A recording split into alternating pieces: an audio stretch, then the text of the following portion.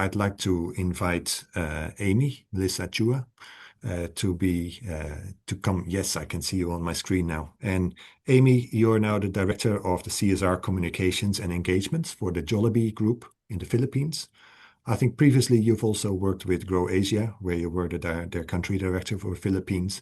And as I said, you are one of the first alumni graduates of this e-course in 2021, if I'm right. So we really look forward to having you with us. And this will also give us the opportunity, after we've heard from Inge, to listen to your story about how to put a food system approach into action. So over to you, Amy. Thank you so much, Herman, and also thank you to Dr. Inge for her presentation. Good evening from the Philippines. So for me, whether you're in Manila, whether you're in Kenya, in Africa, or Nairobi, most of us encounter food at the point of consumption. As Prof. Inge mentioned, we are all consumers, whether that's in markets, supermarkets, or restaurants. But we all know that behind every meal is a farmer, and behind every farmer is a system. So now I'll take you a little bit upstream on agriculture and farming, and I'll share how a practical supply challenge has inspired us to work at the systems level.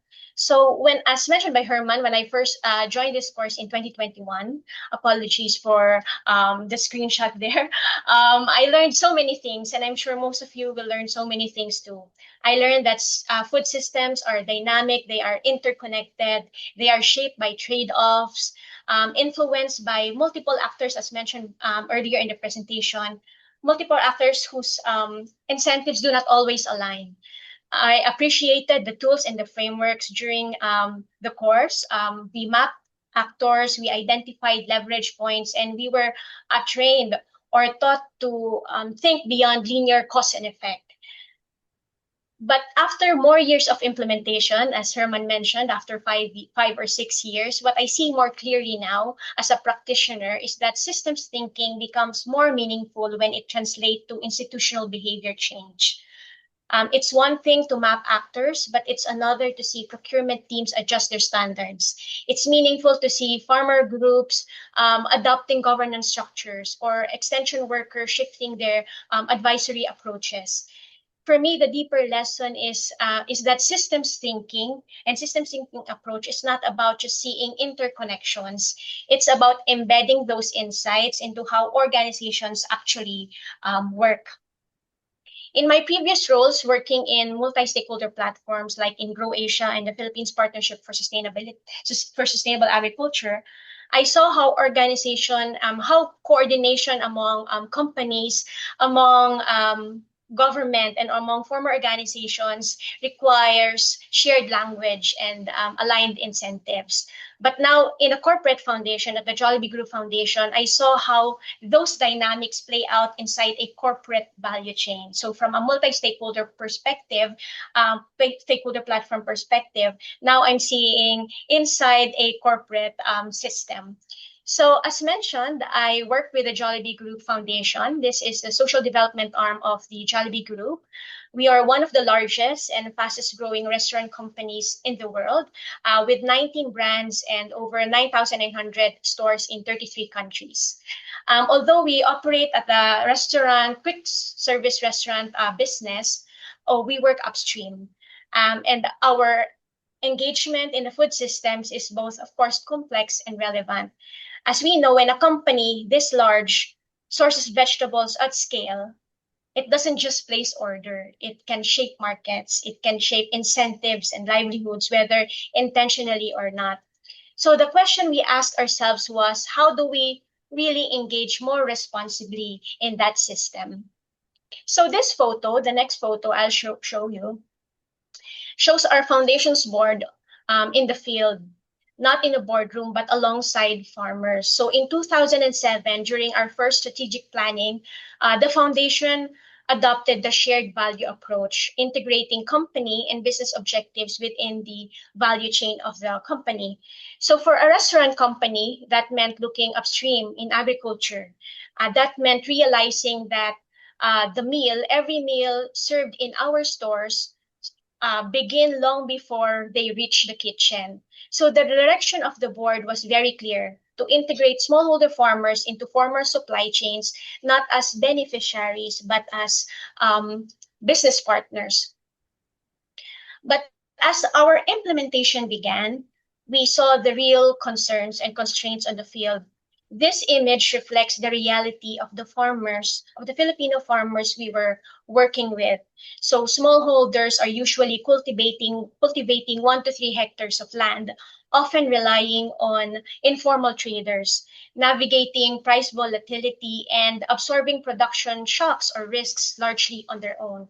So during that time, volumes were inconsistent, the quality varied, their bargaining power was very weak, and all compounded by limited access to finance and also to climate volatility. So as you can see at first glance, this looks like technical problems. But as we dig deeper, we thought that we were facing structural concerns. The farmers lacked predictable demand. The buyers or the company lacked aggregated, reliable supply. So the gap was not really productivity, but it was about how actors were connected, how risks, values, and rewards were distributed along the chain. So tonight, I'll share with you the response on what we did to this concern. This evolved into what we now call the Farmer Entrepreneurship Program, or FEP. So this program organizes the relationship between farmers and markets, along with other support institutions involved in the program. So to operationalize the Farmer Entrepreneurship Program, we adopted the enterprise clustering approach. So on your screen, you see the eight-step process of this approach.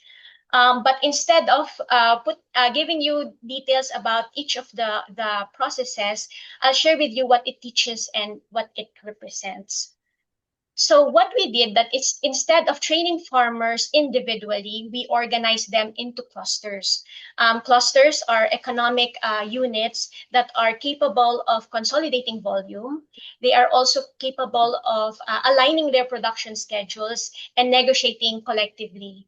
So before we did the clustering approach, these farmers negotiated individually with traders. But after the clustering, they negotiated collectively. They have standards, volumes, delivery schedules, all aligned to buyer requirements. That shift changed their bargaining dynamics and, of course, information flows. So what you see here on the screen is produce being hauled from a farmer cluster or a farmer cooperative to our commissary. So on the surface, this looks like logistics. Of course, you see a truck.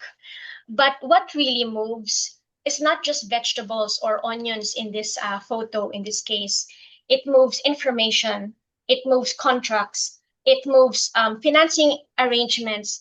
It moves standards and trust. So this is where our intervention through the Farmer Entrepreneurship Program moved from technical support to systemic integration. So over time, the FEP model expanded. So since 2009, 30 farmer groups have already supplied to the Jollibee Group, and over 5,700 smallholder farmers engaged. That's over 17,000 metric tons of vegetables delivered to the Jollibee Group, and approximately 18 million US dollars in sales and income generated. But this scale didn't happen because we trained them, not only because we provided subsidy. It happened because the incentives between the farmer groups and also the company aligned. Farmer gained predictable demand, the company gained stable supply, and transaction costs were reduced through aggregation and clustering. But as many of you know, as practitioners, we all know that this required more than market linkage. It required partnerships. As mentioned by Prof earlier, it requires different elements from different actors. Partnerships with NGOs, local governments, financial institutions, and across business units. We have our procurement teams, we have our logistics teams, quality assurance, and sustainability teams, all aligned in a shared objective. The next image shows you farmers alongside local government's extension workers, not in a training room, but in a field. So another systems level effect of the Farmer Entrepreneurship Program is the influence we had beyond our supply chain. So in the Philippines, if some of you are from the Philippines, you'll know that agricultural extension is devolved to local governments, which result to uneven availability and quality of extension support. So through our partnerships, we were able to shift support or extension advice from purely technical support to enterprise-oriented support. So over time, elements of the agro-enterprise clustering approach were adopted by other institutions, including the Philippines Department of Agriculture. And in partnership with an academe in the Philippines, the Xavier University, we are also able to support training systems for extension workers.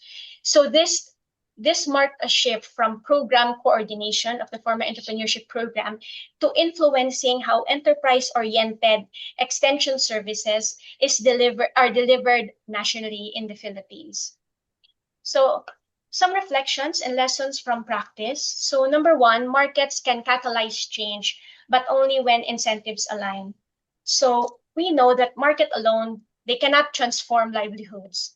But when demand is predictable, when supply is reliable, and when standards are transparent and clear, behavior shifts. And farmers, they invest more and coordination improves. Second, farmers must be treated as entrepreneurs, not as beneficiary. Personally, Mm. I learned that framing matters. So when farmers are seen as entrepreneurs, the focus shifts to negotiation capacity, to governance, to cost awareness, and not just training. And that changes expectations from both sides. Third, corporate engagement must move beyond CSR into operations. So a food systems approach requires alignment inside the company. Without that, inclusive sourcing remains symbolic or peripheral. Fourth, systems change takes time. So many of you would know technical skills can be built quickly, but trust and institutional coordination takes years and many, many years. And one important realization, which is a point made during the first presentation, is that income gains do not automatically translate into nutrition gains. So if we are to put food systems transformation as the goal, nutrition integration must be intentional.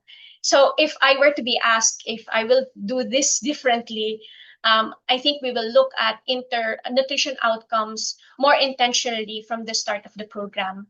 But I also believe that food systems approaches, they're not meant to be perfect models. They are meant to be adopted based on feedback and also change from the environment. Let me also acknowledge the tensions and some realities. So power asymmetry persists. Aggregation improves bargaining, position, and dynamics, but it does not eliminate the structural imbalance between a corporate buyer and a smallholder farmer. But that asymmetry must be consciously managed. Next tension is that climate shocks disrupt coordination. We all know one typhoon can undo months of preparation. So enterprise organization can improve resilience, but there's still production risks that are mainly structural. Financing constraints remain. So even organized and mature farmer groups face credit constraints and working capital pressures. And risk sharing mechanisms are still evolving, and this still needs to be explored and shared with these farmer groups. Lastly, corporate standards and development goals do not always align. Our procurement team, they will prioritize cost, quality, and reliability. But us in the development team or the foundation, we will prioritize inclusion and capacity building. These objectives can overlap, but not perfectly. So alignment requires internal negotiation. So to share, this is why I think food systems change is not merely technical. It's relational. It requires continuous adaptation. So in closing, for us, food systems approach was not a theory we adopted. It was a reality we discovered. The question is not whether a company or a corporation like us should shape food systems. but the question should be how responsibly we choose to engage. And to close the loop of what I said earlier, behind every farmer is a system, and behind every system are institutions making choices. And food systems transformation begins when those choices align with the outcomes we say we care about. So if you are interested in our deeper journey, we recently produced our 20th year milestone report, which you can access through the QR code you can see on the screen. Thank you again for the opportunity to share our program and story. Maraming salamat po at magandang gabi po sa inyong lahat. Thank you very much, Amy. That's a wonderful, wonderful presentation.